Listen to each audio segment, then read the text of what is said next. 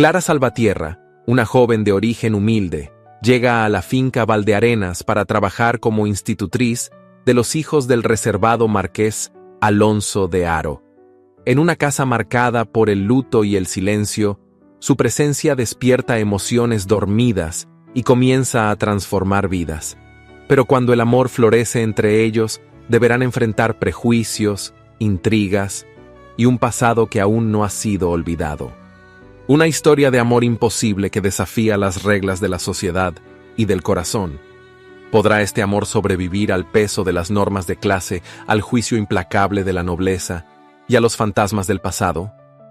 Quédate conmigo para descubrir esta historia llena de pasión, desafíos y decisiones imposibles. Y cuéntame en los comentarios, ¿desde dónde escuchas esta historia? ¿Y qué es lo que más amas de los romances de época? Me encantará leerte porque aquí el amor nunca pasa de moda. El carruaje avanzaba lentamente por el camino de tierra que conducía a la finca Valdearenas, al sur de Andalucía, flanqueado por cipreses erguidos como centinelas mudos que parecían custodiar los secretos de aquel lugar. El cielo estaba cubierto de nubes densas, y una brisa fresca arrastraba el aroma de la tierra húmeda y los primeros brotes de lavanda silvestre que nacían entre los muros de piedra musgosa. Dentro del vehículo, sentada con las manos entrelazadas sobre el regazo, Clara Salvatierra observaba con atención el paisaje cambiante mientras intentaba acallar la inquietud que agitaba su pecho. Vestía con sobriedad, un vestido de lana azul marino, de talle alto y mangas largas abotonadas en los puños, acompañado por una capa corta de paño gris que apenas protegía del viento que se colaba por las rendijas del carruaje. Su cabello, de un castaño oscuro con reflejos caoba, iba recogido en un moño bajo, sujeto con peinetas de carey, y de sus orejas colgaban discretos pendientes heredados de su madre. Clara no llevaba más consigo que una pequeña maleta de cuero gastado y una carpeta con sus cartas de recomendación, firmadas por el párroco que la había instruido durante su infancia. La finca apareció finalmente al doblar una curva. Valdearenas se alzaba sobre una loma cubierta de olivares y viñedos dormidos por el invierno. La casa principal, de piedra clara y tejados rojizos, se extendía como una fortaleza serena, con su fachada neoclásica, columnas imponentes y ventanas altas cubiertas por cortinas de lino blanco. En lo alto del frontón central aún se distinguía el escudo familiar, dos ciervos enfrentados sobre un campo dorado. Clara sintió que el aliento se le detenía por un instante. Aquello no era una simple residencia, sino un mundo al que nunca había pertenecido. Al llegar al vestíbulo principal, fue recibida por el mayordomo, un hombre de edad avanzada llamado Don Bernardo, de expresión grave y movimientos medidos. Vestía levita negra, chaleco de seda y guantes de hilo, y su voz resonaba con la autoridad de quien había servido a generaciones enteras. «Señorita Salvatierra», dijo con un leve asentimiento, «el señor marqués la espera en su despacho. Por favor, sígame». Clara asintió con una inclinación cortés y lo siguió a través de los pasillos silenciosos. Cada sala que cruzaban parecía un retrato detenido en el tiempo. Retratos de ancestros enmarcados en dorado, relojes de péndulo marcando los minutos con solemnidad, tapices bordados con escenas mitológicas, candelabros de cristal que reflejaban la escasa luz natural de la tarde. La atmósfera era imponente, pero también apagada, como si cada rincón guardara un duelo no nombrado. Don Bernardo se detuvo frente a una puerta de roble tallado. Tocó suavemente, esperó la respuesta y luego giró el picaporte. «Adelante». La voz que se escuchó del otro lado era grave, contenida, con el tono de quien está acostumbrado a ser obedecido sin réplica. Clara respiró hondo y cruzó el umbral. El despacho era amplio, con una chimenea encendida que apenas lograba vencer el frío de las paredes de piedra. Un escritorio de nogal ocupaba el centro de la sala, y detrás de él, de pie junto a la ventana, se encontraba el marqués Don Alonso de Haro. Llevaba frac negro camisa almidonada y corbata blanca de nudo perfecto, y sostenía una copa de vino tinto entre los dedos. Su figura era alta, de hombros firmes y porte distinguido, pero lo que más llamaba la atención era su rostro, varonil, anguloso, marcado por la melancolía. Sus ojos, de un gris profundo, se detuvieron en los de Clara con una intensidad que la obligó a bajar la mirada. «Señorita Salvatierra», saludó con un gesto leve, «le doy la bienvenida a Valdearenas». Clara hizo una reverencia discreta. «Gracias, señor Marqués. Es un honor servir en su casa». Él se acercó lentamente, observándola sin disimulo. En su expresión no había gesto de cortesía ni sonrisa de bienvenida. Había evaluación. Medía sus modales, su vestimenta, su postura. Clara lo sabía, pero lejos de intimidarse, sostuvo la compostura con entereza. «Mis hijos, Juan y Tomás, tienen 6 y 4 años. Son niños inteligentes, pero sensibles. La muerte de su madre ha dejado una marca que no se borra con lecciones de gramática ni paseos al jardín. ¿Está preparada para algo más que enseñar letras y buenos modales?». La pregunta cayó con el peso de una piedra. Clara lo miró con seriedad. «Haré cuanto esté en mi mano por cuidar su bienestar, señor. Sé escuchar, sé esperar, y si me lo permiten, también sé querer». Por un instante, un leve cambio se dibujó en el rostro del marqués. No fue una sonrisa, pero tampoco indiferencia. Fue algo parecido a una grieta en un muro. «Muy bien. Don Bernardo le mostrará sus habitaciones y la conducirá mañana con los niños. Ellos aún preguntan por su madre. Evite hablar de ella por ahora». Volvió a mirar por la ventana, como si con ello diera por concluida la conversación. «Buenas tardes, señorita Salvatierra». «Buenas tardes, señor Marqués». Cuando salió del despacho, Clara sintió que sus piernas temblaban, pero no permitió que nadie lo notara. Mientras seguía al mayordomo por la galería de los vitrales, donde el sol comenzaba a desvanecerse entre los cristales de colores, pensó que aquella casa, imponente y sombría, necesitaba más que una institutriz. Necesitaba a alguien que supiera vivir entre ruinas, alguien capaz de devolver el alma a lo que parecía ya sin vida. Y aunque aún no lo sabía, ese alguien sería ella. La biblioteca infantil de Valdearenas no era tan majestuosa como la principal, pero tenía un encanto propio que hablaba de otro tiempo, de una época más luminosa. Estaba ubicada en una de las alas menos transitadas de la finca, junto a una galería con ventanales que daban al huerto de limoneros. Las paredes, revestidas en madera clara, estaban cubiertas por estanterías bajas repletas de libros ilustrados, cuadernos de caligrafía, atlas escolares y enciclopedias que aún olían a papel antiguo y tinta seca.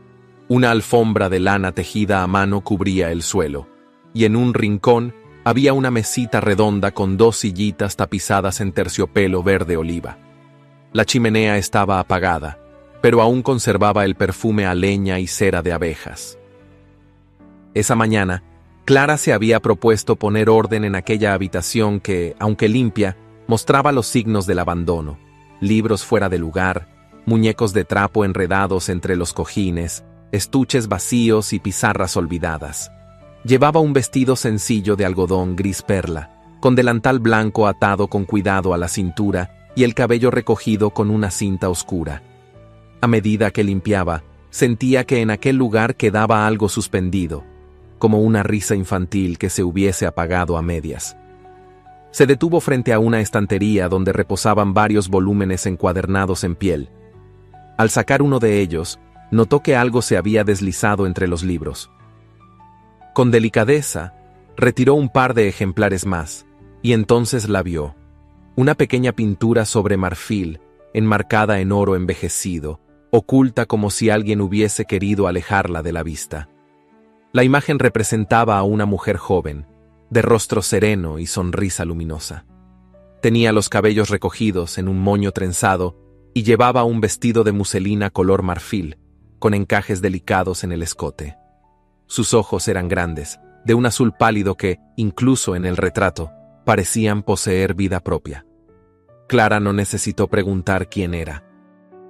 La sostuvo entre las manos con una reverencia silenciosa.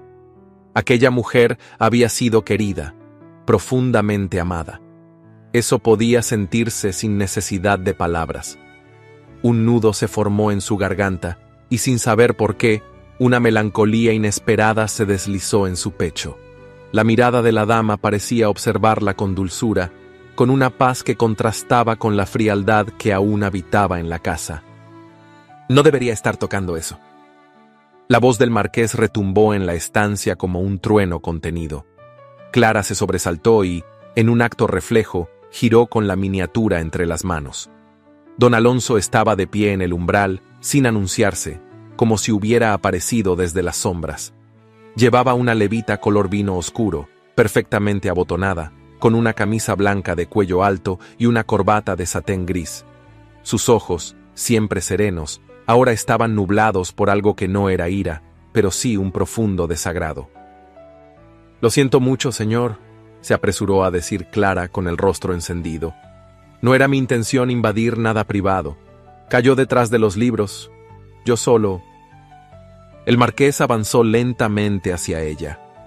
Clara extendió el retrato con las dos manos, devolviéndoselo como si se tratara de una reliquia sagrada. Don Alonso lo tomó sin decir palabra, y por un instante permaneció en silencio, con la mirada fija en el rostro pintado. Sus dedos rozaron el marco con delicadeza, como si temiera lastimar la imagen. Luego, con un suspiro apenas audible, murmuró: «Eugenia». Fue la primera vez que Clara escuchó aquel nombre en labios del marqués. Sintió que estaba presenciando algo íntimo, algo que no estaba destinado a ser compartido, y bajó la mirada con respeto. «Fue el amor de mi vida», añadió él con voz baja, casi un susurro. «Murió hace 3 años. Nadie lo esperaba. Una fiebre en el pecho que en cuestión de días...» Se interrumpió y cerró los ojos brevemente, como si intentara contener el dolor que aún lo atravesaba. Clara, sin alzar la vista, dijo suavemente: «Lamento mucho su pérdida, señor. Debió de ser una mujer extraordinaria». Don Alonso la observó entonces. No había lástima en la voz de Clara, sino una compasión serena, sin exageraciones. Sus palabras no pretendían consolarlo ni halagar su recuerdo. Solo reconocían la verdad evidente, que alguien amado ya no estaba. «Lo era», respondió al fin, permitiéndose una leve sonrisa, fugaz como un reflejo en el agua. Esta habitación fue uno de sus caprichos. Insistía en que los niños debían tener una biblioteca propia. Decía que los libros cultivaban el alma antes que la inteligencia. Volvió a guardar el retrato entre los libros, en el mismo lugar donde lo había encontrado, pero esta vez sin ocultarlo del todo. Luego dio un paso atrás. «Le ruego disculpe mi tono anterior, señorita Salvatierra. No fue apropiado».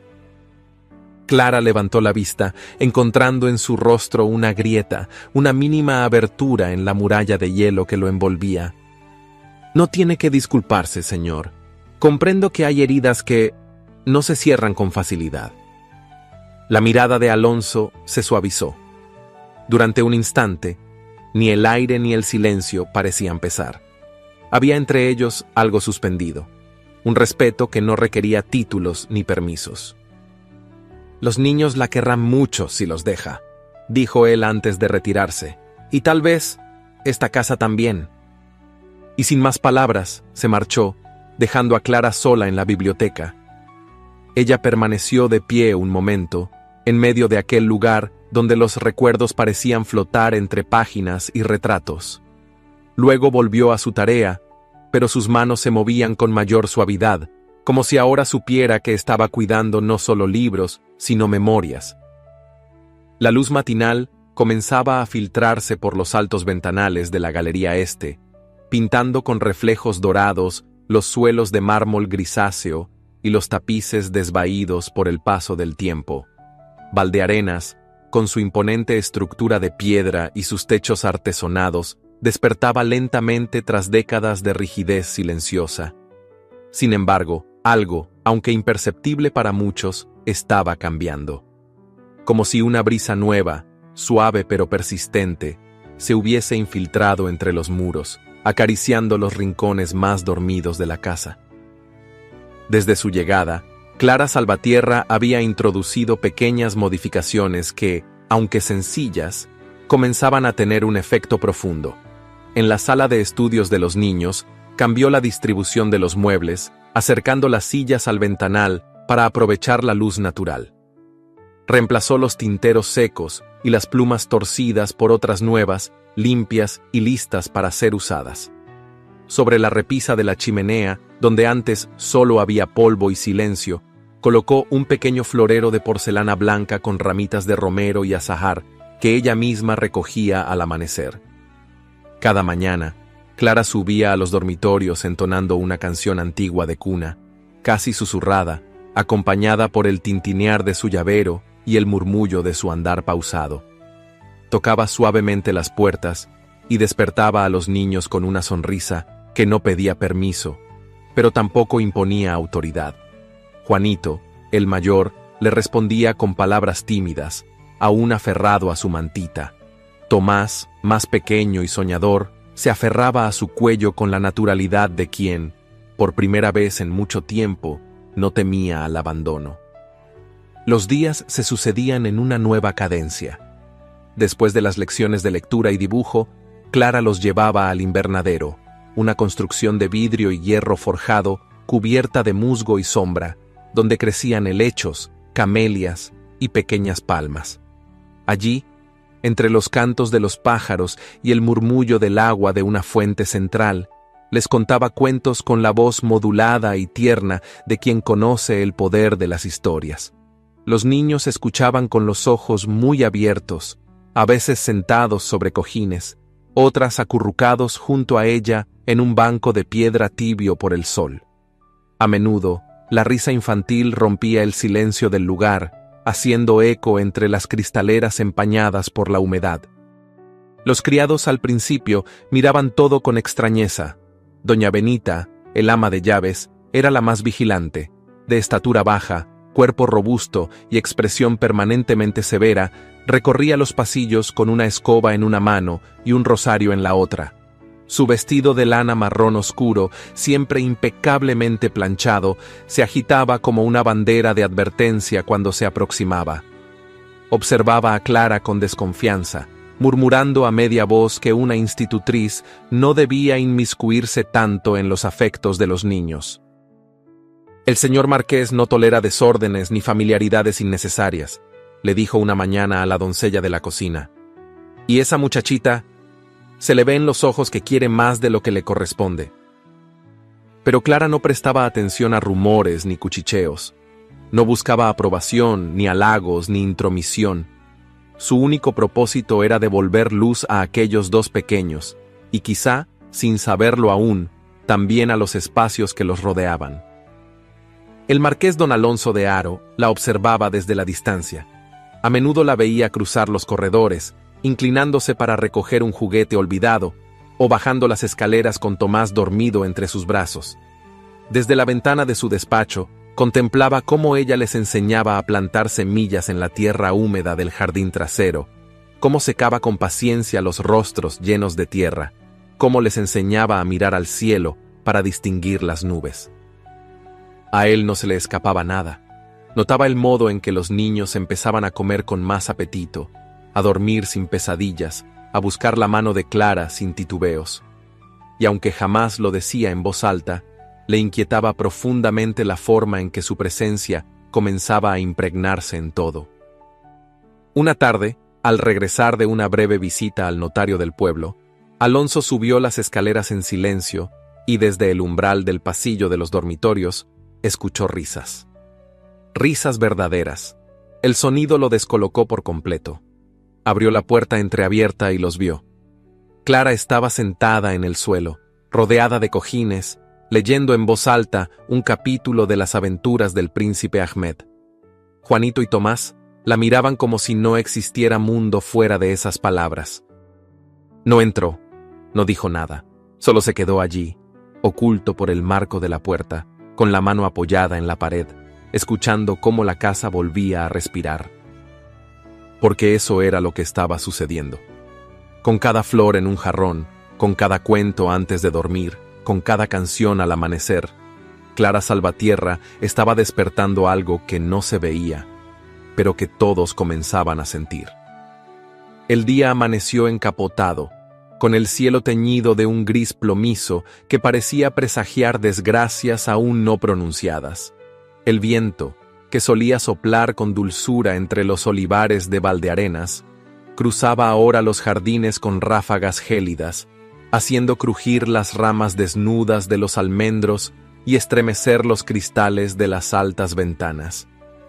En el interior de la casa, el silencio era más denso de lo habitual, como si los muros, acostumbrados al pesar contenido, presintieran la tormenta que se avecinaba. En el despacho del marqués, la atmósfera era aún más tensa. La estancia, sobria y masculina, con sus estanterías de roble, cortinas de terciopelo verde y un tapiz flamenco colgado detrás del escritorio, estaba iluminada únicamente por la tenue luz que entraba por el ventanal orientado al norte. Sobre la mesa de trabajo se acumulaban papeles, informes y una carta aún abierta, cuyo contenido había dejado a don Alonso inmóvil durante varios minutos, con el ceño fruncido y la mandíbula tensa. Vestía una levita negra de paño fino, con cuello alto, chaleco de seda gris oscuro y una corbata anudada con precisión, pero su compostura habitual parecía resquebrajarse. En la mano sostenía el borde de la carta con fuerza, mientras sus ojos recorrían una y otra vez las mismas líneas, como si no quisiera dar crédito a lo leído. La voz de su administrador, don Fermín de Arellano, resonaba en su mente con la arrogancia templada de quien está acostumbrado a moverse entre números y excusas, desajustes menores, retrasos contables, gastos inevitables. Pero las cifras no mentían. La escuela de niñas pobres, fundada por doña Eugenia con tanto esmero y ternura, se encontraba al borde del colapso económico.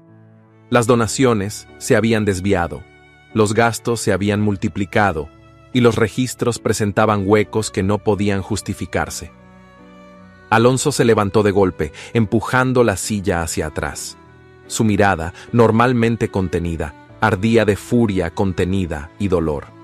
Caminó hacia la chimenea, donde ardían unos leños apenas encendidos, y apretó los puños junto a su costado. El eco de las voces de su difunta esposa parecía resonar en las paredes. Los sueños que ella había depositado en aquella escuela, las niñas campesinas a las que enseñaba a leer y bordar, su convicción de que la educación era la única herencia verdadera. El crujir de la puerta lo sacó de sus pensamientos.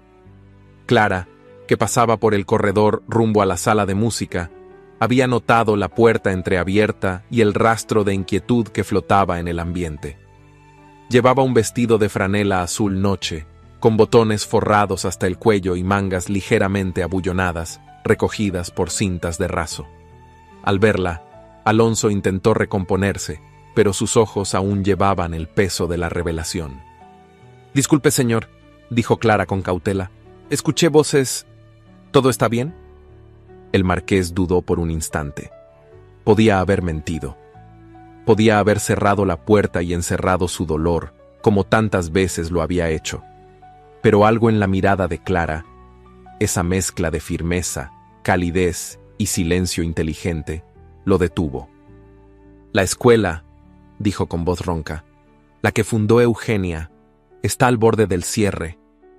Clara frunció el ceño, sorprendida por la crudeza de la confesión. «¿Cómo es posible?»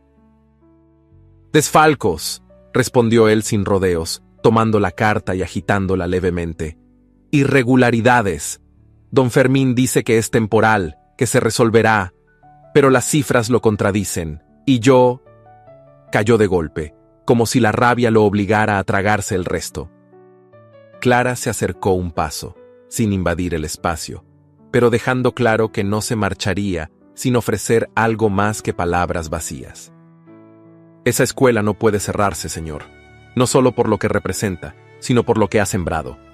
Eugenia», pronunció el nombre con respeto y ternura, «no solo enseñó a leer, sembró dignidad en esas niñas, les dio futuro. Alonso la miró. Por un instante, el aire entre ambos pareció cargarse de un entendimiento silencioso. No era la primera vez que Clara nombraba a su esposa, pero esa vez lo hizo con una convicción que atravesaba el protocolo y el temor. «¿Y qué propone que haga?», preguntó el marqués, con un tono que no era desafío, sino rendición. Clara alzó el rostro, con los ojos brillando no de temor, sino de ideas. «Mi padre, antes de morir, organizaba saraos ilustrados, reunía a personas influyentes en noches de lectura, música y discusión. Se recitaban poemas, se tocaba el piano, se hablaba de arte. Todo lo recaudado iba a los hospitales o a las casas de acogida. Y lo más importante, se unían causas nobles con rostros humanos». Alonso entrecerró los ojos intrigado. «¿Un evento social? ¿En Valdearenas?» «Un evento cultural», corrigió ella con suavidad pero firmeza. «Con músicos del pueblo, tal vez algún poeta. Se puede invitar a los terratenientes de la comarca, a las damas de la caridad, y con un poco de organización podríamos recaudar lo suficiente para estabilizar la escuela, o al menos para darle tiempo a usted de resolver el resto». El marqués no respondió de inmediato. Caminó lentamente hacia la ventana, cruzando las manos a la espalda. Desde allí, podía ver el ala oeste del jardín, donde las rosas aún dormían bajo las ramas secas. Clara permaneció inmóvil, esperando. No le rogó, no insistió, simplemente dejó que su propuesta hablara por sí sola. Finalmente, él se volvió hacia ella. Sus ojos ya no estaban nublados por la ira, sino por una mezcla de asombro y algo más difícil de nombrar. «Usted tiene ideas atrevidas, señorita Salvatierra». «Lo sé, señor», respondió ella con una leve sonrisa, «pero no inútiles». El silencio que siguió fue breve, pero cargado de significado, y cuando Alonso asintió, apenas inclinando la cabeza, Clara supo que, aunque el camino sería difícil, algo se había puesto en marcha. No por ella, sino por el legado de una mujer que aún vivía en los muros de aquella casa, y en los corazones que no se resignaban a olvidarla. Los días siguientes se llenaron de una actividad inusual en Valdearenas. Lo que antes era una casa envuelta en el murmullo de los recuerdos y el peso del luto, se transformó en un pequeño torbellino de ideas, voces y decisiones. La idea del sarao benéfico, que había nacido de la mente clara y valiente de la institutriz, tomaba forma con cada amanecer, arrastrando consigo la inercia de una rutina demasiado prolongada. Clara caminaba de un extremo al otro de la finca con una libreta de apuntes entre las manos y una determinación que no admitía titubeos. Anotaba los nombres de los músicos locales que podrían participar, revisaba la disposición del salón principal, seleccionaba los textos que se leerían en voz alta y discutía con los cocineros la elección de los refrescos y dulces que se ofrecerían a los invitados.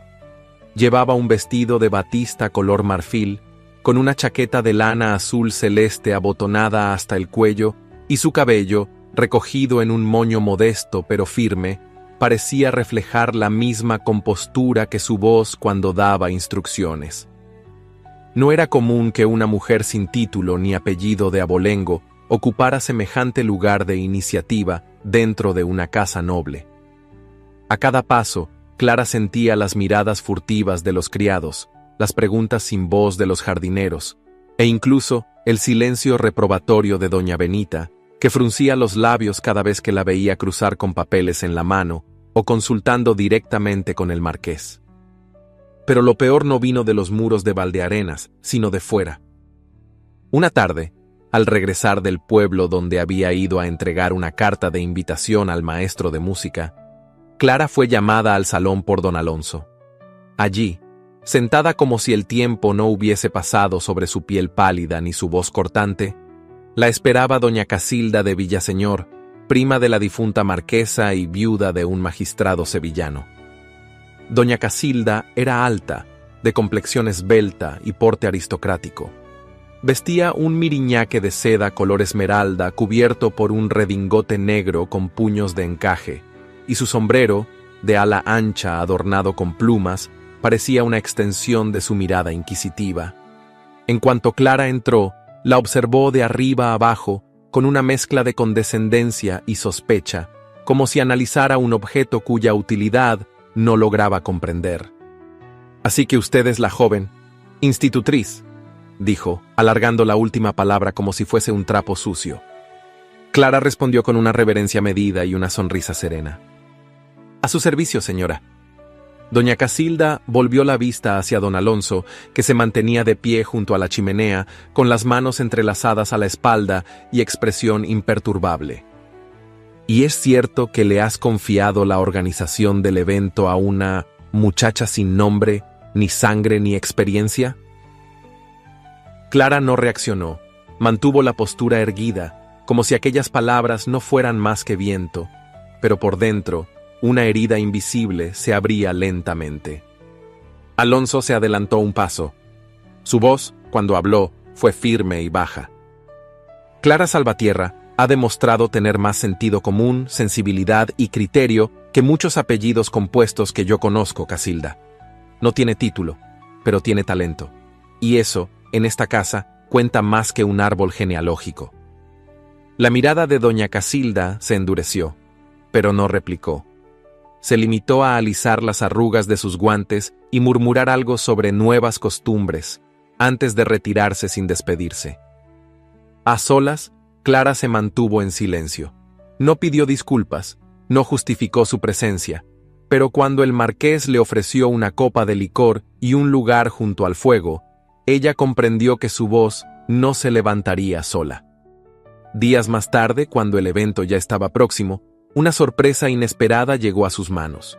Una caja alargada, envuelta en papel fino, con un pequeño lazo celeste y una nota escrita a mano. «Para quien honra los sueños de Eugenia», sin firma. Dentro, reposaba un vestido azul noche de muselina y gasa, con mangas transparentes y un delicado bordado de hilos plateados que parecían simular constelaciones. El escote era discreto, de corte imperio, y la caída de la falda sugería movimiento sin ostentación. Junto al vestido, una carta bordada con el nombre Madame Liria, costurera que había servido a la marquesa en vida, explicaba que la prenda había sido comenzada por encargo de Eugenia y nunca terminada. Ella la había ajustado para Clara, como un tributo. Al sostener la tela entre sus manos, Clara sintió un temblor suave en los dedos. No era vanidad lo que la embargaba, sino gratitud, porque en aquel gesto silencioso había una aceptación, una memoria compartida y una promesa. La promesa de que, aunque los prejuicios siguieran alzándose como muros, ella caminaría con la frente en alto. Y Valdearenas, con sus pasillos, sus jardines y sus fantasmas, ya no sería jamás la misma. La noche había caído sobre Valdearenas como un manto de terciopelo azul, salpicado por el titilar lejano de las estrellas. El aire estaba impregnado del aroma de los jazmines en flor, que trepaban por los muros de piedra de la finca, y los faroles de hierro forjado, dispuestos a lo largo de la galería principal, proyectaban reflejos dorados sobre los vitrales y los corredores silenciosos.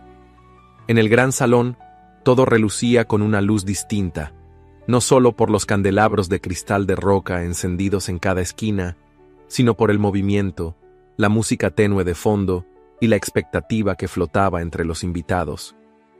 Las puertas de madera tallada se abrieron poco antes de las 8, y una procesión de damas envueltas en sedas, gasas y tules, junto a caballeros de levita, bastón y guantes de hilo, comenzó a ocupar el recinto. Las risas medidas, los saludos con inclinaciones de cabeza y los murmullos sobre las obras en exhibición se mezclaban con el sonido lejano de un cuarteto de cuerdas, instalado discretamente junto a la chimenea.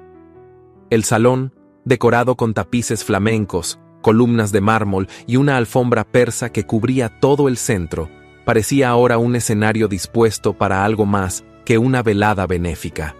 Era una prueba silenciosa de que la finca aún podía respirar vida. En medio de aquella escena, Clara Salvatierra descendía por la escalera principal, acompañada por Juanito y Tomás, que sostenían su falda con orgullo infantil. Llevaba el vestido azul noche recibido días atrás, perfectamente ajustado a su figura. El escote cuadrado dejaba ver apenas la línea de sus clavículas, y el bordado de hilos plateados reflejaba la luz como estrellas sobre un cielo oscuro. Su cabello, recogido en un moño bajo adornado con un pequeño peine de nácar, enmarcaba su rostro con dulzura. Pero Clara no se sentía hermosa, se sentía observada. Las miradas no eran abiertamente hostiles, pero sí cargadas de interrogación. ¿Qué hacía una institutriz entre condesas y marquesas? ¿Por qué el marqués había depositado tanto en una joven sin título ni linaje? Murmullos discretos flotaban en el aire, envueltos en sonrisas fingidas y abanicos que ocultaban labios afilados. Ella bajó la mirada por un instante, tragando la angustia que se agolpaba en su garganta. Fue entonces cuando sintió una pequeña mano apretar la suya. Juanito, con su rostro aún infantil, le susurró: «Estás preciosa, señorita Clara». Y luego, con la valentía que solo los niños poseen, Tomás añadió: «Mamá te habría querido mucho». Clara sintió que algo se aflojaba en su pecho. No contestó, solo los apretó contra sí, como si en ellos hallara la certeza de su lugar en ese mundo que no la había esperado, pero que ahora no podría negarla. Don Alonso de Haro la aguardaba cerca del ventanal, vestido con frac negro y chaleco de brocado gris perla, sus cabellos oscuros peinados con esmero y su expresión imperturbable. Cuando sus ojos se encontraron, él la sostuvo por unos segundos más de lo necesario, como si quisiera transmitirle algo que las palabras no podían decir allí, frente a todos. Luego le ofreció el brazo y la condujo hacia el centro del salón. Todo transcurría con armonía. El cuarteto interpretaba una pieza de Haydn, las bandejas circulaban con vino dulce y pequeños pastelillos de almendra, y los invitados comenzaban a dejarse llevar por el encanto inusual de la velada.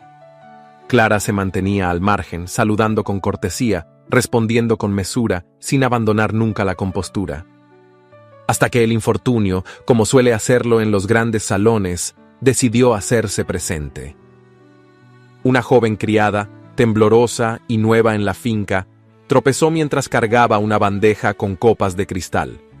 El movimiento fue breve, pero suficiente para que una copa de vino tinto volcara sobre el vestido de doña Casilda de Villaseñor, que en ese momento conversaba con otras damas junto al piano. El silencio fue inmediato. Doña Casilda se irguió con expresión de espanto y repulsión. El terciopelo verde oscuro de su vestido, importado de Lyon, lucía ahora una mancha escarlata que arruinaba su perfección como un insulto.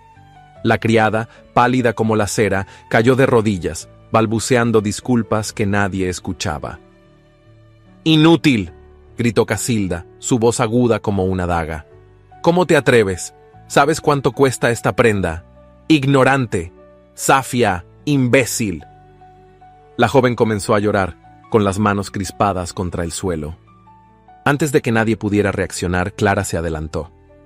Cruzó el salón con pasos firmes, sus faldas ondulando como la cola de un ave majestuosa. Se colocó entre doña Casilda y la criada, sin agresividad, pero con una determinación que acalló cualquier otro susurro. «Le ruego contenga su tono, señora», dijo, su voz clara, serena y firme. «Esta joven no es culpable de más que un accidente, algo que, según recuerdo, nos sucede a todos, incluso a quienes visten terciopelo francés». Hubo un murmullo, algunas cabezas se giraron, sorprendidas. Doña Casilda abrió la boca para protestar, pero Clara continuó. «La verdadera nobleza, señora, no se demuestra en un apellido, ni en la seda, ni en el escudo bordado en un abanico. Se demuestra en cómo tratamos a quienes no pueden defenderse, en cómo elegimos hablar cuando todos nos escuchan, en cómo nos comportamos cuando la vida no es perfecta. Porque cualquiera puede ser elegante, pero compasivo. Eso es algo que muy pocos consiguen». El silencio fue total. La criada, aún de rodillas, alzó los ojos. Clara se volvió hacia ella y, sin vacilar, la ayudó a levantarse, tomándola de los brazos con delicadeza. Luego se volvió una vez más hacia los presentes, que la observaban con un asombro que comenzaba a teñirse de admiración. «¿No es eso lo que venimos a honrar esta noche?», añadió con voz aún más baja. «¿El legado de una mujer que creía en la dignidad de todas las personas?». El aplauso no fue inmediato, pero llegó. Primero, una palma solitaria, luego otra, y finalmente, una oleada de aplausos que llenó el salón con un sonido sincero, emotivo, inesperado. Doña Casilda, herida en su orgullo más que en su vestido, se retiró con un murmullo de indignación, pero nadie la siguió.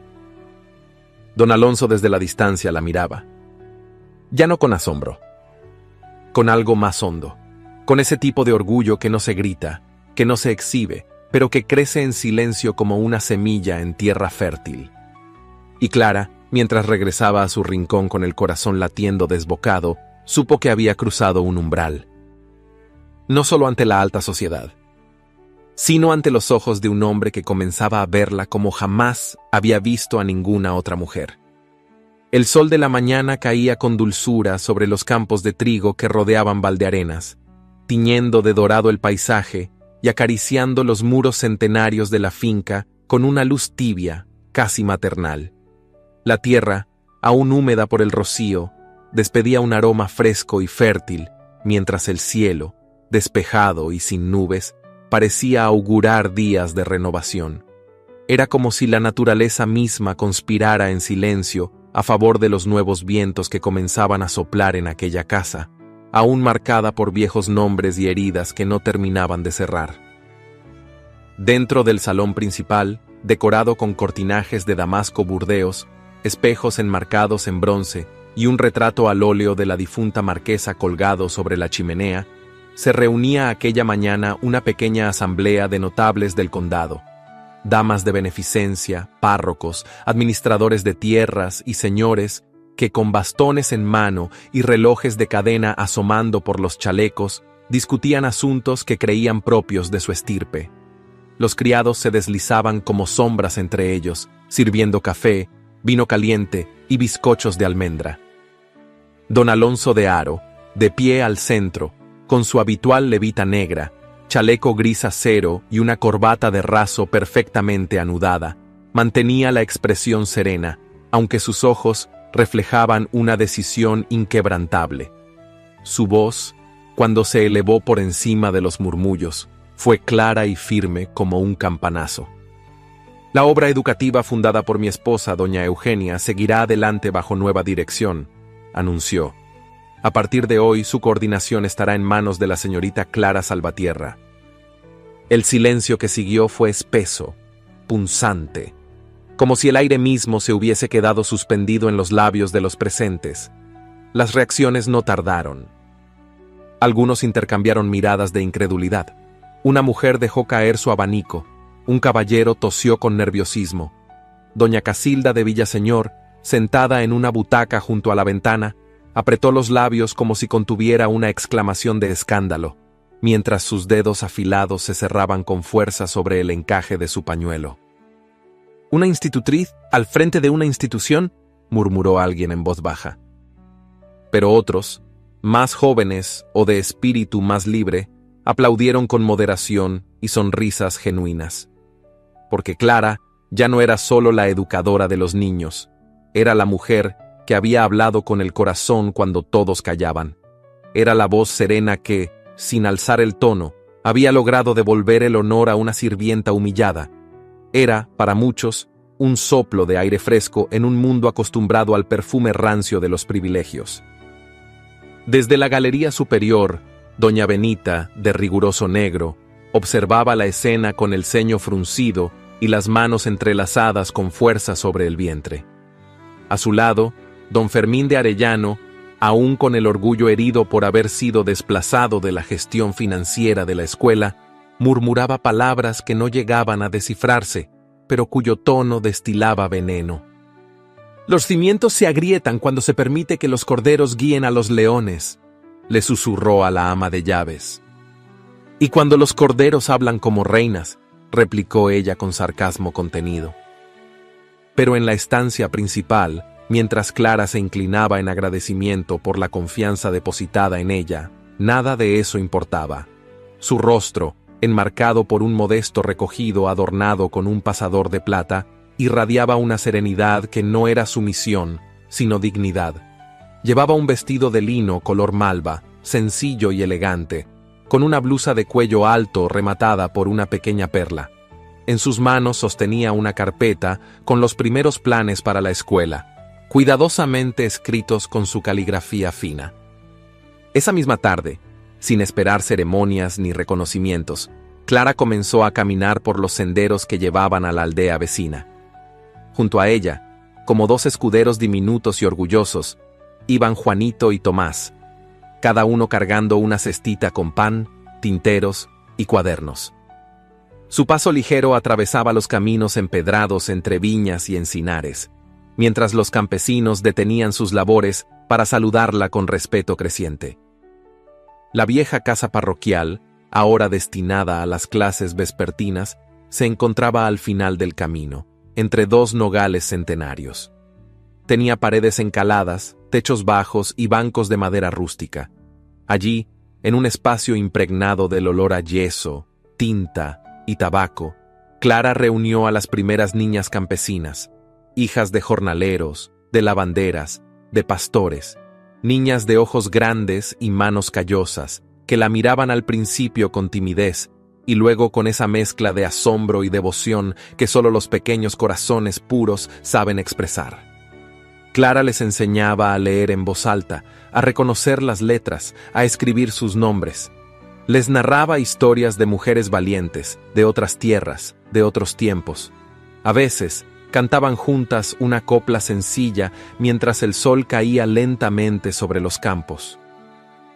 Juanito y Tomás se sentaban al fondo, muy serios, como guardianes de un secreto precioso, y al regresar a casa, cansados pero plenos, solían repetir siempre la misma frase a los criados que los recibían en el zaguán. La señorita Clara es la nueva luz de la casa. Y aunque algunos sonreían con ternura, otros con condescendencia, nadie podía negar que algo había cambiado. Porque Clara ya no era solo una empleada, ni solo una maestra. Era una mujer que, con firmeza callada, comenzaba a construir su propio lugar en el mundo, uno que ni el linaje ni las murmuraciones podrían arrebatarle. Las jornadas en Valdearenas se habían vuelto distintas, como si un nuevo pulso hubiera despertado entre las piedras de la vieja finca. Ya no era solo el canto del gallo ni el tañido lejano de las campanas lo que marcaba el ritmo de los días, sino algo más sutil, una sinfonía de pasos compartidos, de silencios cómodos, de miradas que hablaban con la discreción de quienes se descubren necesarios. Clara Salvatierra y don Alonso de Haro comenzaban a colaborar, no como señor y empleada, sino como iguales. Compartían largas horas en la antigua sala de música, convertida ahora en despacho de trabajo para la obra Eugenia, donde los ventanales altos dejaban entrar la luz dorada de la tarde sobre los papeles extendidos entre tinteros, sellos y cartas sin abrir. Allí, él corregía balances y firmaba oficios, mientras ella organizaba los turnos de clases, redactaba solicitudes de donativos o seleccionaba lecturas para las niñas. Don Alonso había comenzado a descubrir en Clara una lucidez que lo desconcertaba y lo retenía. Su manera de hablar, nunca altiva pero jamás sumisa, le devolvía una sensación olvidada, la de ser escuchado no por respeto, sino por auténtico interés. Clara, por su parte, encontraba en él una firmeza honesta, una sensibilidad oculta bajo la rigidez que tantos temían, y una melancolía que la conmovía más de lo que se atrevía a admitir. La convivencia diaria fue dando paso a confidencias breves, a preguntas sin respuesta inmediata, a silencios que pesaban más que muchas palabras. En algún momento, sin saber cómo, comenzaron a llamarse por sus nombres cuando estaban a solas, y cada vez que eso ocurría, el corazón de Clara latía con una mezcla de confusión y certeza. Pero ni uno ni otro daba un paso más allá. No por falta de deseo, sino por la magnitud del abismo que los separaba. Fue entonces que doña Casilda de Villaseñor, sintiéndose desplazada en las decisiones, aprovechó la atmósfera cambiante para sembrar discordia. Una tarde de domingo, vestida con un severo traje de tafetán púrpura y chal bordado con perlas negras, se presentó en el despacho del marqués con el rostro endurecido por la indignación contenida. «Alonso», comenzó sin rodeos, «no puedo callar más. Esa joven, esa muchacha sin escudo ni apellido, está ocupando un sitio que no le corresponde. Tu esposa estaría horrorizada». El marqués levantó la vista de los documentos sin inmutarse. «Mi esposa estaría orgullosa», respondió con calma. «Clara honra su memoria más que muchos que llevan su sangre». Casilda lo miró como si no reconociera al hombre que tenía delante. «¿Te das cuenta de lo que murmura la gente? ¿Del escándalo que se gesta?» «La gente siempre murmura, Casilda», dijo él, alzándose lentamente. «Pero no es a ellos a quienes debo rendir cuentas». «¿Entonces no harás nada?» «Sí, haré lo único que corresponde, respetarla». La conversación terminó allí, y aunque la prima de la difunta marquesa partió con el rostro encendido de rabia, en su fuero interno comprendía que ya nada sería como antes. Esa misma noche, la finca dormía en un silencio sereno. El aire era tibio, con una brisa suave que acariciaba los rosales del jardín central. La luna, redonda y pálida, colgaba del cielo como una lámpara sagrada. Clara, incapaz de conciliar el sueño, salió a caminar entre los senderos empedrados, vestida con un sayo de lino blanco y un chal ligero de lana celeste. Sus pasos la llevaron hacia la fuente antigua, donde el agua murmuraba entre los juncos. Allí lo vio. Alonso, de pie junto al seto de laureles, sin levita, solo con camisa de lino abierta en el cuello y pantalones de montar. La expresión de su rostro, iluminada por la luna, era más humana que nunca. ¿No puede dormir?, preguntó ella con suavidad. «No esta noche», respondió él. «A veces el silencio pesa más que el ruido». Clara se acercó con cautela. Se sentaron juntos en un banco de piedra, rodeados de madreselvas que aún guardaban el perfume del verano. «¿Puedo hacerle una pregunta, Alonso?». Él asintió. «¿Alguna vez ha sentido que su lugar en el mundo cambió sin que usted lo pidiera?». Él tardó en responder. «Desde que ella murió, he sentido que estoy en un lugar prestado, como si caminara en medio de un sueño ajeno». «Yo también me siento así», confesó Clara. «Pero a veces creo que hay sueños que esperan a que alguien más los termine». La pausa que siguió fue larga, cargada de una emoción que ninguno de los dos supo nombrar. Fue entonces cuando sus manos se rozaron, apenas un instante, un suspiro de piel contra piel. Pero bastó. Ambos se quedaron inmóviles.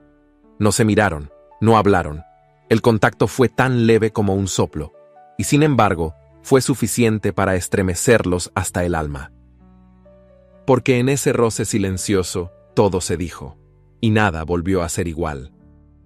El amanecer se alzó sobre Valdearenas con una belleza que contrastaba cruelmente con la inquietud que comenzaba a filtrarse entre las paredes de piedra. El cielo, de un azul pálido surcado por pinceladas rosadas, iluminaba los campos otoñales donde las vides se teñían de cobre y púrpura. Pero la quietud del paisaje no se reflejaba en el ánimo de la casa, porque mientras el rocío aún humedecía las veredas del jardín, algo más corrosivo que la humedad comenzaba a extenderse: los rumores. No era un escándalo declarado ni una acusación abierta. Era más sutil, más peligroso, un comentario al pasar durante la misa, una risa entrecortada durante la tertulia, una ceja alzada en la mesa de costura, la cercanía entre la institutriz y el marqués, visible ya para quienes sabían mirar más allá de las buenas maneras, se había convertido en tema predilecto de las lenguas ociosas. Clara lo notó primero en las miradas. Las doncellas ya no bajaban la voz cuando pasaba. Algunos de los criados más antiguos respondían con un exceso de formalidad que bordeaba el desprecio. las señoras del pueblo comenzaron a mirar de reojo a las niñas campesinas que iban a sus clases, y hasta algunas madres, antes agradecidas, ahora encontraban excusas para no enviar a sus hijas. La atmósfera se volvía más densa con cada día. En el interior de la finca, el efecto era aún más hiriente. Don Fermín de Arellano, con su levita perfectamente entallada, el cabello untado con aceite y una sonrisa fría, aprovechó el momento para sembrar desconfianza entre los benefactores de la obra Eugenia. En la última junta, celebrada en el salón del casino provincial, levantó su copa de oporto con gesto teatral y dijo: ¿No sería prudente proteger el buen nombre de la institución? Después de todo, no queremos que una causa tan noble se vea opacada por vínculos personales no oficiales.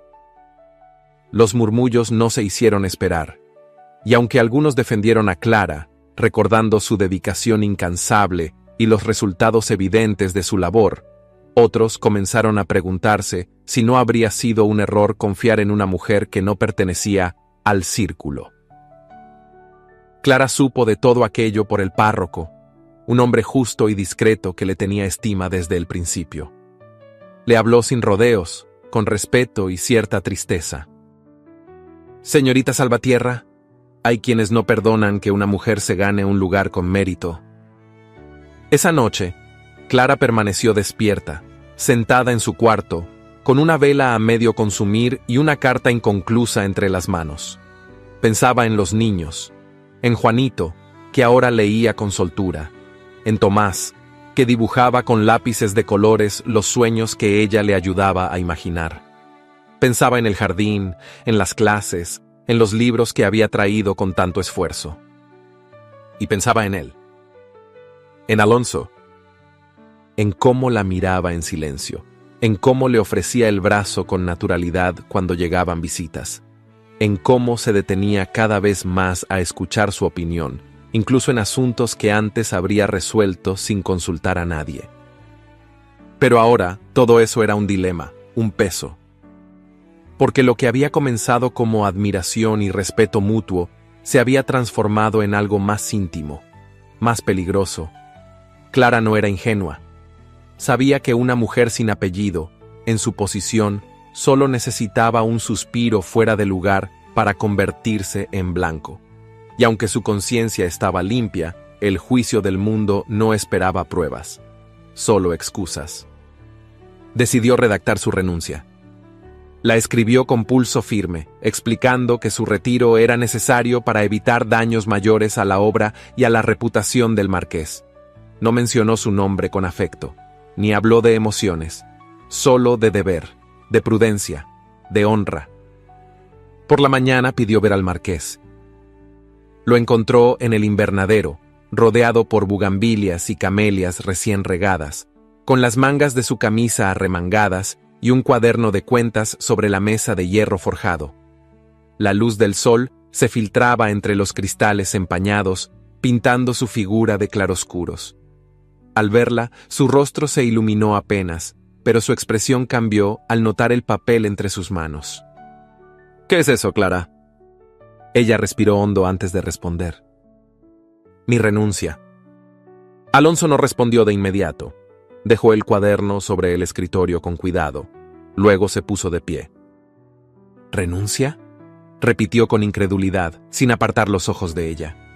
«Necesito que me diga por qué». «Por lo que murmuran, por los niños, por la obra, por usted». Su voz no tembló, pero su mirada sí se humedeció. «No quiero que mi presencia lo perjudique».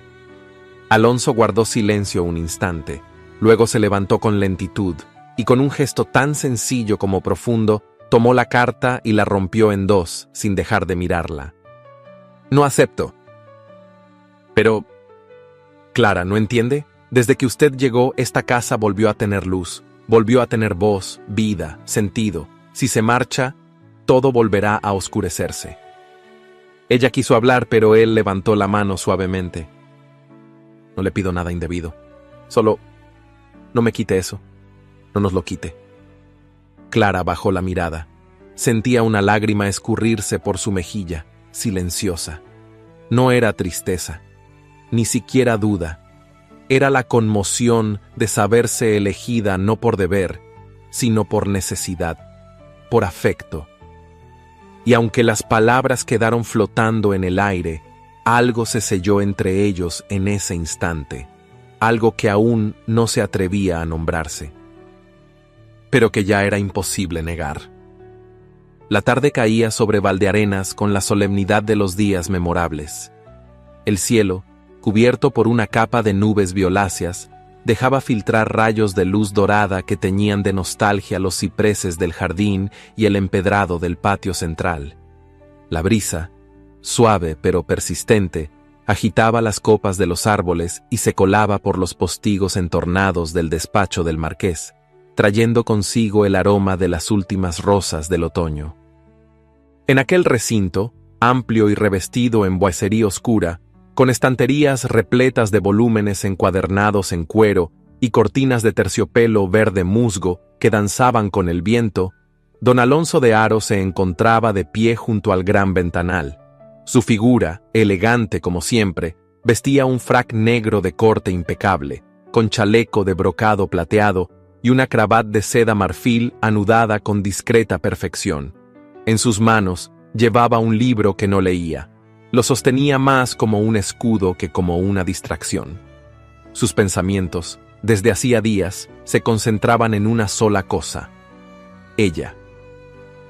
Clara Salvatierra llegó poco después, convocada por él sin mayores explicaciones. Lucía un vestido color lavanda con cuello alto y botones nacarados, ceñido a la cintura por una cinta de satén gris perla. Llevaba el cabello recogido en un moño bajo, de donde escapaban algunos mechones rebeldes que el viento había acariciado en su trayecto. Entró con paso sereno, aunque su corazón latía con más fuerza de la que quisiera admitir. ¿Deseaba verme, señor?, preguntó con voz serena, deteniéndose cerca del escritorio de caoba. Él se volvió lentamente.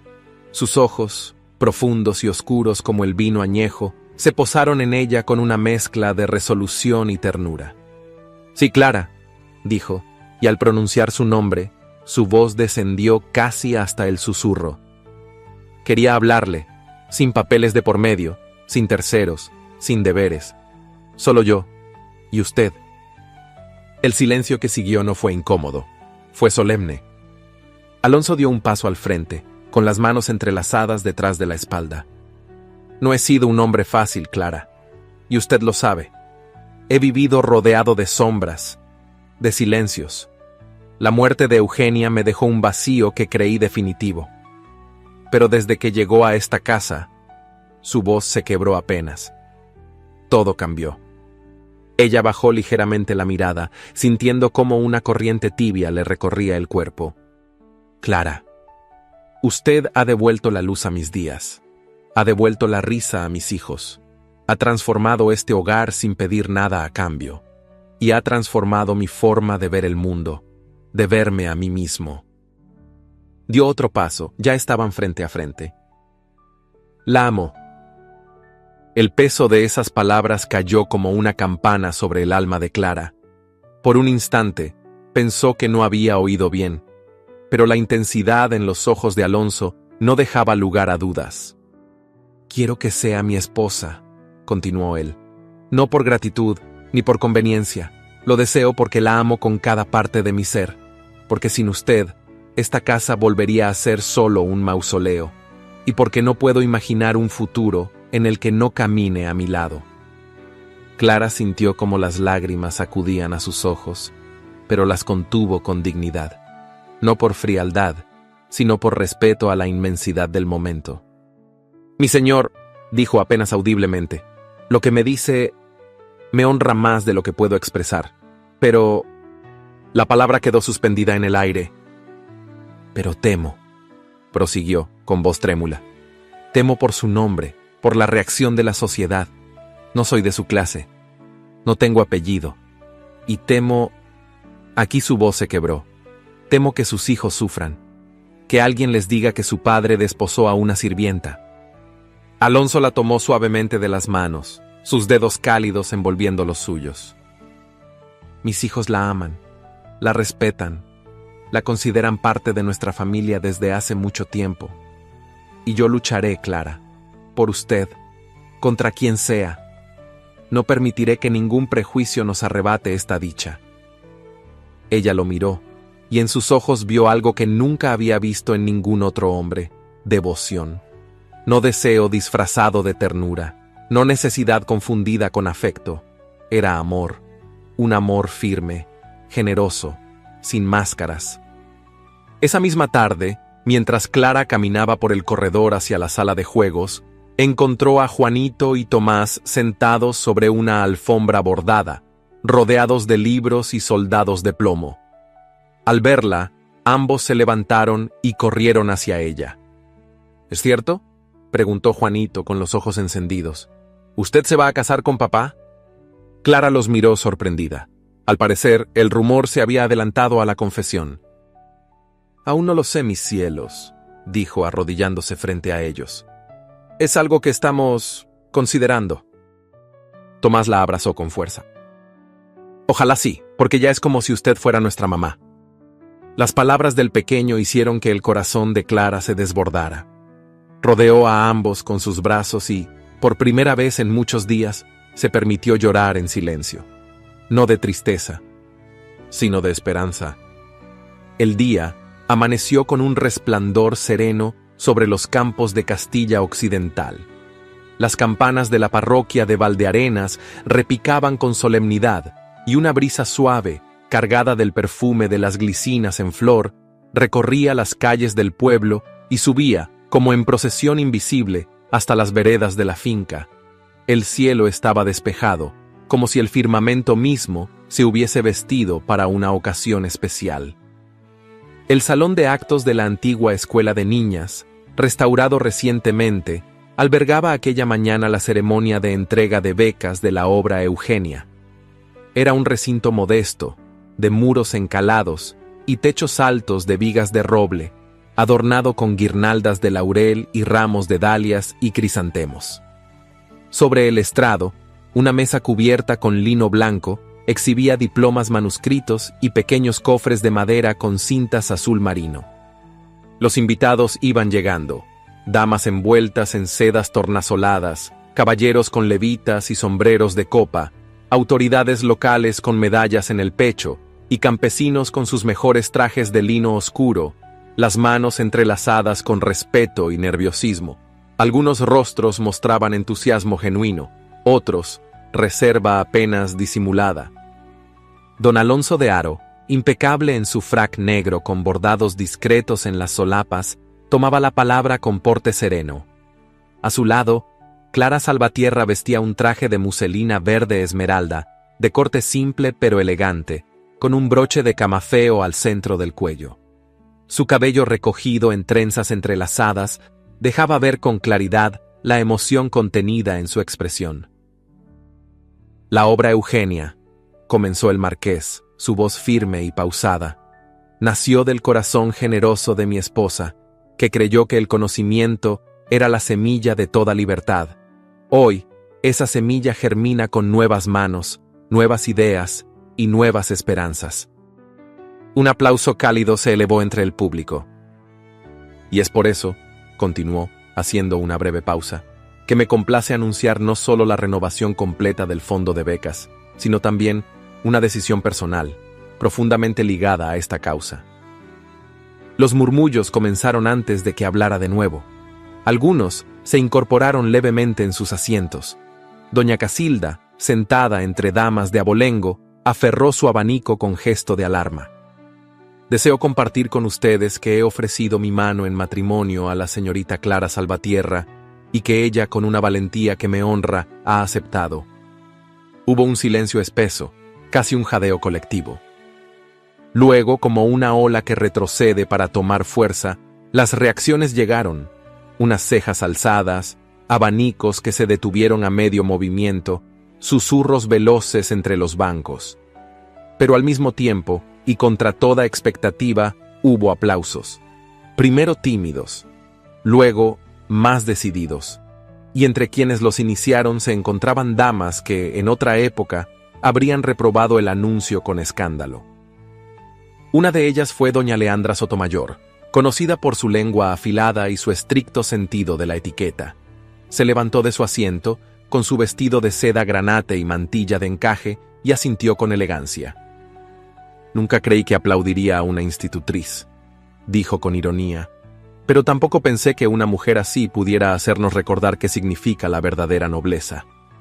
Las miradas se volvieron hacia ella entre asombro y admiración. El aplauso se generalizó, y Clara, visiblemente emocionada, bajó los ojos con modestia, mientras Alonso le ofrecía el brazo y ella lo tomaba con gratitud silenciosa. Pero no todos celebraron. Don Fermín de Arellano, que había logrado conservar su posición hasta ese día mediante subterfugios y alianzas oscuras, supo que su hora había llegado cuando uno de los consejeros del patronato, portando un sobre lacrado, se acercó con gesto grave. «En nombre de la Junta de Benefactores», anunció en voz clara, «se le solicita que entregue todos los documentos contables en su poder. A partir de este momento, queda destituido de su cargo y será llamado a declarar por las irregularidades descubiertas».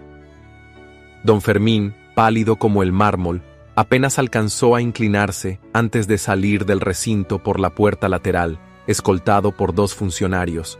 Nadie lo siguió, nadie lo defendió, ni siquiera doña Casilda, que observó la escena con una mezcla de impotencia y orgullo herido. Al concluir la ceremonia, abandonó la finca en su carruaje sin despedirse, envuelta en su capa de terciopelo gris, con la cabeza alta y la derrota marcada en el ceño. Mientras tanto, en el patio de la escuela, los niños corrían entre los parterres. Juanito y Tomás entregaban flores silvestres a Clara, llamándola con espontáneo entusiasmo Mamá Clara, sin saber que aquellas 2 palabras sellaban con mayor fuerza que cualquier acta el lugar que ella había conquistado en sus vidas. Valdearenas, ese día, no fue testigo de un escándalo. Fue testigo de una afirmación. Y de un amor que, contra todas las predicciones, se alzó por encima de las murmuraciones, no con gritos, sino con hechos, con dignidad y con verdad. 6 meses habían transcurrido desde aquella mañana de confesiones y promesas, y Valdearenas ya no era la misma. La finca, otrora callada y solemne como un templo enlutado, vibraba ahora con una energía nueva, como si sus muros de piedra caliza hubiesen despertado de un largo letargo para abrazar la vida en todas sus formas. La primavera había regresado al valle con su desfile de colores y perfumes. Las bugambilias trepaban alegres por las columnas de la galería, y los senderos de grava crujían bajo el correr de los niños, que no conocían límite más que el de la voz de la institutriz que ya no era tal, sino la nueva marquesa de Haro. Clara Salvatierra de Haro. El nombre se pronunciaba con una mezcla de respeto y ternura entre las gentes del pueblo y los nuevos visitantes que llegaban para admirar el milagro transformado en costumbre. Porque no solo era esposa del marqués, seguía siendo maestra, guía, sembradora de esperanza. Cada tarde, su silueta esbelta y serena podía verse cruzando el jardín rumbo al aula de la escuela, acompañada por Juanito y Tomás, quienes llevaban ahora uniformes sencillos pero limpios y libros de tapas duras bajo el brazo, como pequeños caballeros en misión de aprender el mundo. Clara vestía con elegancia discreta. Lejos de las galas ostentosas de algunas damas de su nueva posición, optaba por muselinas suaves, lanillas claras, colores tierra y azul profundo, siempre con un broche de camafeo, el mismo que Alonso le regalara el día que sellaron su unión ante el altar de la capilla familiar. Su presencia imponía sin necesidad de levantar la voz, y era amada tanto por las niñas campesinas como por las esposas de los hacendados, que poco a poco fueron cediendo al encanto de su dulzura implacable. Don Alonso de Haro, por su parte, parecía otro hombre. Aunque conservaba la compostura propia de su linaje, sus pasos eran más ligeros, su mirada más clara, su sonrisa más frecuente. Se decía en los pasillos que el marqués trabajaba más que nunca, pero que también silbaba al caminar, y que había vuelto a interesarse por la música, la jardinería y hasta las travesuras de sus hijos. Clara le había devuelto no solo el corazón, sino también la alegría de vivir. La finca de Valdearenas, que tiempo atrás fuera reflejo de ausencias, se había convertido en una casa abierta a la educación, al arte, a la caridad. Las salas que antes permanecían cerradas por respeto a la memoria de la difunta marquesa doña Eugenia, ahora albergaban lecturas públicas, pequeños conciertos de cuerdas, reuniones de madres de familia y talleres de bordado, encuadernación y lectura. La luz entraba por todos los ventanales. Y en cada rincón había risas. El despacho del marqués, que antaño fuera oscuro y solemne, tenía ahora una segunda silla junto al escritorio y un ramo de rosas azules, cultivadas por los niños con ayuda del jardinero, permanecía siempre en un jarrón de loza blanca. Alonso decía que eran las flores de Clara, símbolo del amor que había nacido entre lágrimas, libros, silencios y convicciones firmes. Una tarde, mientras el sol teñía de cobre los campos y las campanas de la ermita anunciaban la hora nona, Clara se detuvo junto a la fuente del jardín, donde Juanito y Tomás jugaban a ser caballeros defensores de un castillo imaginario. Llevaba en sus manos una cesta de hilos de colores y unas cuartillas con dibujos de las niñas de la escuela. Observaba a los niños con ternura, el corazón desbordado por una paz profunda. Entonces lo sintió. A su espalda, el sonido de pasos conocidos, el eco pausado y seguro de la única presencia que aún lograba estremecerla con solo acercarse. —¿Pensativa, mi señora? —dijo Alonso, colocando una mano sobre su hombro. Clara sonrió sin volverse. —Agradecida, más bien. A veces temo que todo esto sea un sueño. Alonso se inclinó y besó su mejilla con suavidad. ¿Y si lo fuera, no valdría la pena vivirlo igual? Ella se giró al fin, y sus miradas se encontraron con la serenidad de quienes ya no temen al porvenir. No hacían falta promesas. La vida, en su andar cotidiano y fecundo, les regalaba cada día una certeza. El amor verdadero se construye con actos, se alimenta con ternura y se sostiene en el respeto. Y allí estaban ellos. Una familia nacida no del escándalo ni de la conveniencia, sino del coraje de mirar más allá del prejuicio y de creer en la posibilidad de un nuevo comienzo. Valdearenas por fin era luz.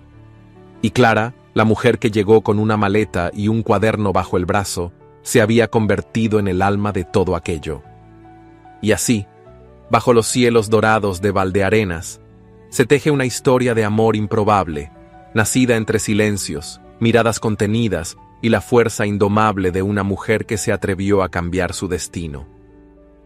Lo que empezó como un trabajo humilde se transformó en un nuevo hogar, en un amor que desafió todas las reglas, y en una familia unida por el respeto, la esperanza y la ternura. Si esta historia tocó tu corazón, me encantaría leer tu opinión en los comentarios. ¿Qué parte te emocionó más? ¿Qué crees que habría pasado si Clara no hubiese aceptado quedarse? Te invito también a explorar otras historias igual de intensas y apasionantes que te estoy dejando aquí arriba, en los cards. No olvides compartir este video si crees que alguien más necesita creer, como Clara y Alonso, que el amor verdadero sí existe, incluso en los lugares más inesperados. Y recuerda, en este canal, los finales felices son apenas el comienzo. Nos vemos en la próxima historia.